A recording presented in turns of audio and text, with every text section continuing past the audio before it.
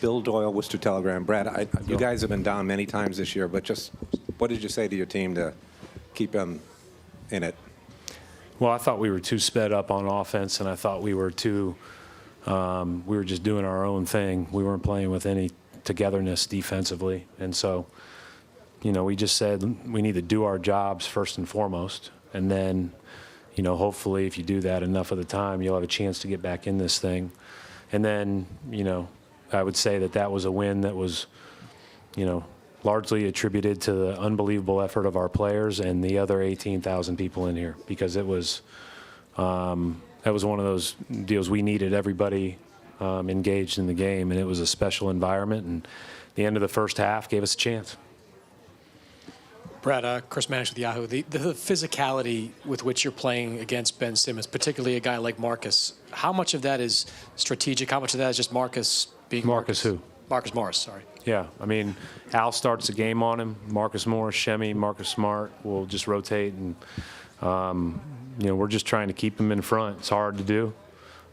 He's a heck of a player, and obviously he didn't play as well tonight, but good players always respond, and so we're going to have to be even better in Game 3. But I'm trying our best to keep him in front, and he's really hard to guard with a smaller player because he's so big and strong and shifty. So we just, we're fortunate to have a bunch of bodies, to be able to kind of rotate guys. We're just trying to keep them in front. Jack McCluskey from The Ringer. You guys were down in the second quarter. You put in Greg Monroe. What was the thinking there? How did that help turn it around? Well, one of the things that I,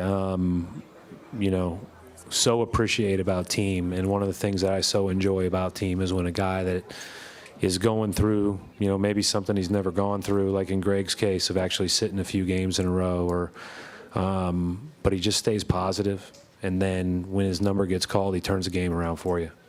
And that's what's special about being a part of a team. We've seen it before with other guys throughout the course of the year. Everybody's talked about our depth and different guys stepping up now, and some guys aren't getting as much opportunity.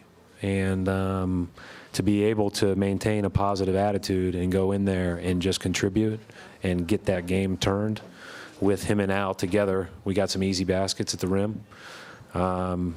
Huge plays, and, hats off to Greg. He helped us win the game, and he was a big reason why we won the game. Coach Bob Schramm, the Citizen, you came back, and then you had the lead into the second half, but then they responded. Anything that comes to mind that allowed you to turn it back around and clinch the win? Well, I mean, by that time, you're just happy to be in a back-and-forth game. I think that you're going to have moments. I thought the start of the fourth quarter we were shaky, but we had some guys sitting over there and getting their quick breather. But I think, at the end we were pretty good, and they played some guys all the way through, and that's scary. I mean, you just have to account for Redick every minute that he's in. You have to account for Covington, the way he was shooting the ball. Obviously, Bellinelli hit some big shots. You've got, all those guys are more than capable. And then, Simmons and Embiid. And then McConnell was ridiculous. I mean, he was a big reason why that game ebbed back towards them. By then you're just happy to be in a game. I didn't know if it was going to be a game in the second quarter. Brian Robb, Boston Sports Journal. Brad, Jalen, 25 minutes for him. When did you find out he was going to be able to go, and did you expect to be able to, him to be able to go that long? 25 minutes was what I was told that he could play.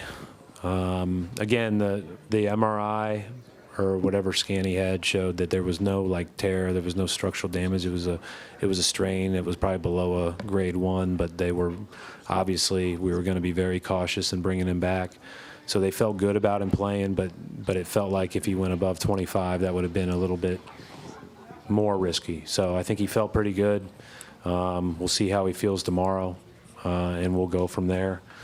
But I thought he played really hard, and I thought that he kind of this series kind of hit him when he first got in the game, because he was, you're kind of coming back from an injury and you're kind of feeling yourself out, and oh, by the way, everything's flying around you.